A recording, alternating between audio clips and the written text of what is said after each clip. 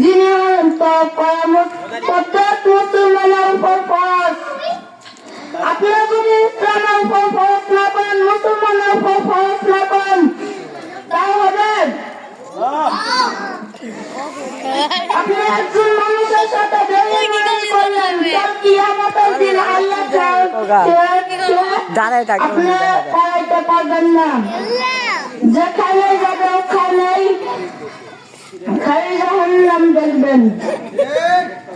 সেই জন্য আমাদেরকে পাঁচ ওয়াক্ত নামাজ সঠিক টাইমে পড়ার তৌফিক দান যাতে আল্লাহ তাআলা করেন, তার জন্য দোয়া করবেন।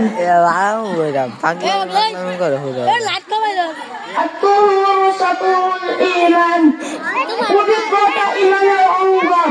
আপনার শরীরে যদি পবিত্রতা না থাকে, পাক না থাকে, তা আপনার নামাজ হবে?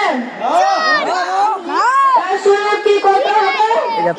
পবিত্রতা থাকতে হবে, পবিত্রতা থাকতে হবে। আল্লাহ তাআলা দরবারে লাখ লাখ শুকরিয়া আমাদেরকে এই মাহফিলটা করার জন্য। আমাদের শুরু বন্ধুরা এই মাহফিলটা করছেন, বিশেষ করে ওদের জন্য আপনারা দোয়া করবেন। আমার মা বাবা আমাকে হাফেজ লাইনে দিয়েছে, আমাকে একটা হাফেজ এবং মুফতি বানানোর জন্য।